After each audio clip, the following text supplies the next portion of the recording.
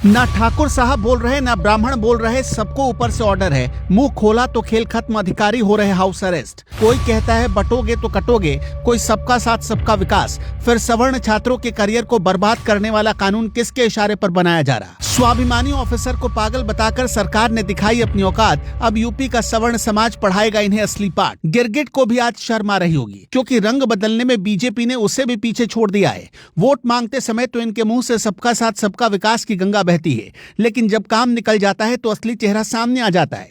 आज मोदी सरकार की असलियत देश के हर उस नागरिक के सामने आ गई जिसने आंख मूंद कर भरोसा किया था। यूजीसी इक्विटी रेगुलेशन 2026 सिर्फ एक कागज का टुकड़ा नहीं, ये सवर्ण समाज के अस्तित्व पर किया गया सबसे बड़ा सरकारी हमला है। लेकिन रुकिए, इस हमले के पीछे की कहानियां बदल रही है। अब सरकार के हाथ पांव फूलने लगे हैं। खबर आई है कि सरकार ने सॉलिसिटर जनरल ऑफ इंडिया से इस मामले में राय मांगी है। अचानक सरकार को देश के सबसे बड़े वकील की याद क्यों आ गई? कल तक तो मंत्री सीना ठोक कर कह रहे थे कि सब ठीक है, फिर आज ये डर क्यों? ये सरकार की मजबूरी है, क्योंकि उसे अच्छे से पता है कि देश भर में मोदी हो या योगी, उनके लिए नैरेटिव बनाने का काम सवर्ण ही करते हैं। सोशल मीडिया पर सरकार का बचाव कौन करता है? जमीन पर सरकार की योजनाओं का प्रचार कौन करता है? ये वही सवर्ण समाज है जिसे बीजेपी ने हाशिए पर धकेल दिया था। सरकार जानती है कि अगर सवर्णों ने हाथ खींच लिया तो 2027 तो क्या 2029 भी हाथ से निकल जाएगा। इसलिए अब लीपापोती की कोशिश शुरू हो गई। लेकिन इस लीपापोती के पीछे एक बहुत बड़ा खेल है। कुछ बड़ा दावा किया जा रहा है जो आपको चौंका देगा। दावा यह है कि सरकार यूजीसी बिल में संशोधन कर सकती है, लेकिन यह संशोधन आपके विरोध के डर से नहीं होगा, बल्कि ये सोची समझी रणनीति का हिस्सा है। दरअसल एक चाल की तरह है। सवर्ण सरकार से लंबे समय से नाराज चल रहे हैं। सरकार के लिए काम आने के कई मौकों पर वो इनएक्टिव हो जाते हैं। नाराजगी की वजह साफ है। पिछले 11 सालों से सवर्णों को सरकार से कुछ नहीं मिला, सिर्फ आश्वासन और जुमले मिले। सवर्णों को लगा था कि ये उनकी अपनी सरकार है, लेकिन बदले में उन्हें मिला एट्रोसिटी एक्ट का सख्त रूप और अब ये यूजीसी का काला कानून। अब जरा इस पूरे खेल के गणित को समझिए। सूत्र बताते हैं कि एसआईआर की प्रक्रिया के बाद सरकार के पास कुछ खुफिया आंकड़े आए। इन आंकड़ों से पता चला है कि सवर्ण देश की कुल आबादी का 34% है। यह आंकड़ा पब्लिक डोमेन में नहीं है और शायद कभी आएगा भी नहीं, क्योंकि अगर ये बाहर आ गया तो पूरी राजनीति बदल जाएगी। सरकार को अब समझ में आ गया है कि इस 34% को साधने के बिना सत्ता में बने रहना नामुमकिन है। लेकिन सवाल यह है कि इन्हें साधा कैसे जाएगा, इन्हें खुश कैसे किया जाएगा, जब आपने 11 साल में इनके लिए कुछ किया ही नहीं। यहीं से शुरू होता है बीजेपी का मास्टर स्ट्रोक, या यूं कह लें कि महाछल। प्लान बहुत सिंपल है। यूजीसी बिल के माध्यम से पहले सवर्णों में गुस्सा भरो, उन्हें डराओ, उन्हें सड़क पर उतरने के लिए मजबूर कर दो, उन्हें महसूस कराओ कि उनका भविष्य खत्म होने वाला है। और जब गुस्सा चरम पर पहुंच जाए, जब सवर्ण समाज त्राहिमाम करने लगे, तब सरकार मसीहा बनकर सामने आएगी। तब सरकार कहेगी कि देखिए, हम आपकी बात सुन रहे हैं, हम बिल में संशोधन कर रहे हैं, हम सवर्णों के रक्षक हैं। मतलब पहले खुद ही जख्म दो और फिर खुद ही मरहम लगाकर हीरो बन जाओ। याद है नितिन नवीन को राष्ट्रीय अध्यक्ष क्यों बनाया गया? नितिन नवीन किस कम्युनिटी से आते हैं? वो सवर्ण समाज से आते हैं। जब नितिन नवीन को राष्ट्रीय अध्यक्ष बनाया गया तब पूरे देश में ताली बज रही थी, लेकिन अब लोगों को समझ में आया बीजेपी मैसेज क्या देना चाहती है।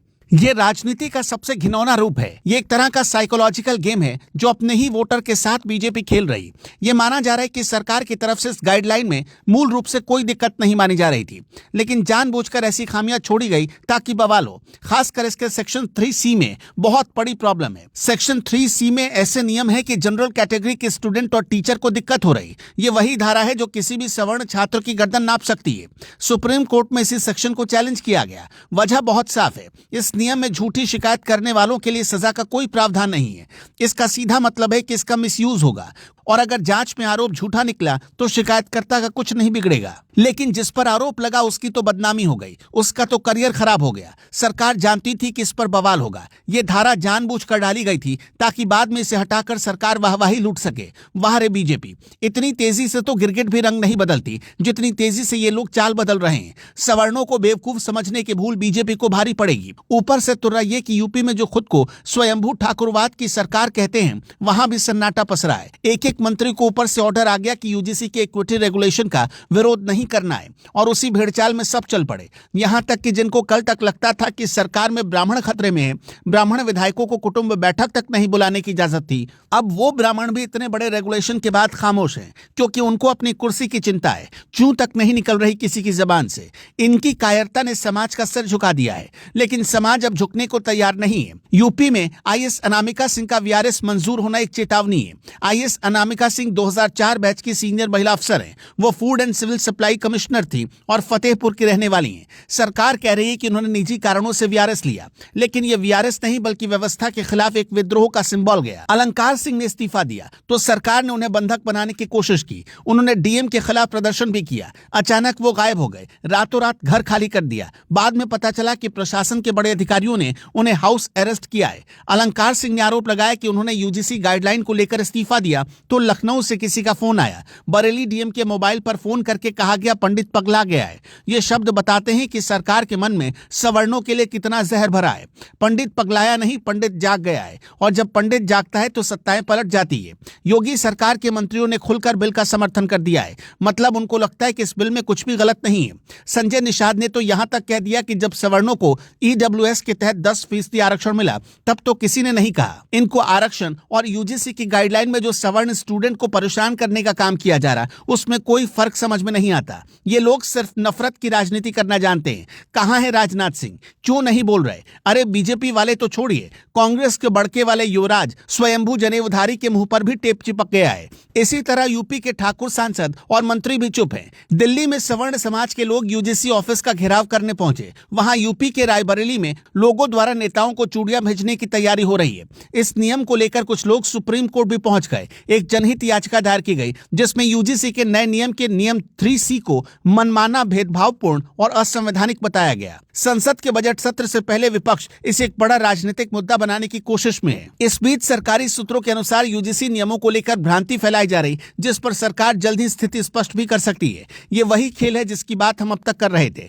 सरकार स्थिति स्पष्ट करने के नाम पर संशोधन का लॉलीपॉप थमाएगी, लेकिन ध्यान रखिए, इस लॉलीपॉप के झांसे में जो फंसेगा वो समझिए आगे भी इसी तरह गड्ढे में गिरता रहेगा। बीजेपी में अंदर ही अंदर दो गुट बन चुके हैं। आगरा के पूर्व उपसभापति ने पीएम मोदी को खून से चिट्ठी लिखकर कहा कि कुछ जाति विशेष के लोग सवर्णों को परेशान कर सकते हैं, मेधावी छात्र छात्राओं से द्वेष भावना रख सकते हैं और उन पर उत्पीड़न के आरोप लगा सकते हैं। उन्होंने साफ कहा कि नए नियमों में आरोप लगाने वाले के आरोप झूठे पाए जाने पर किसी तरह की कानूनी कार्रवाई का प्रावधान नहीं है। यही तो सबसे बड़ा डर है। अब हाल जरा उत्तर प्रदेश का देखिए, जहां कुल सवर्ण विधायक है लगभग 115, जबकि लोकसभा 2024 में 23 सवर्ण सांसद चुनकर आए। 2022 के चुनाव में कुल ब्राह्मण विधायक बने 52, जिनमें से 46 बीजेपी के विधायक थे। कुल ठाकुर 49 विधायक बने, जिसमें बीजेपी के 43 और 3 कायस्थ विधायक बने। अब उत्तर प्रदेश का हाल देखिए, कुल सवर्ण विधायक हैं 115 और लोकसभा 2024 में कुल सवर्ण सांसद 23 चुनकर आए। इनमें से एनडीए के 15 सांसद और इंडिया के 8 सवर्ण सांसद बने। 2022 के विधानसभा चुनाव में कुल ब्राह्मण विधायक 52 बने, जिसमें बीजेपी के 46 विधायक थे। कुल ठाकुर विधायक 49 बने, जिसमें बीजेपी के 43 विधायक और 3 कायस्थ विधायक थे। इतनी बड़ी फौज होने के बाद भी सवर्ण समाज अनाथ महसूस कर रहा है, क्योंकि ये नेता सिर्फ गिनती के हैं, इनमें दम नहीं है। ये अपनी पार्टी लाइन से हटकर समाज के लिए बोल नहीं सकते। ये सब के सब उस 34% आबादी के गुनहगार हैं जिसके दम पर ये जीत कर आए हैं। दोस्तों, ये जो सब कुछ हो रहा है, आपको क्या लगता है ये किसके इशारे पर हो रहा है, क्यों हो रहा है? अपनी राय हमें कमेंट में जरूर बताते चलिएगा।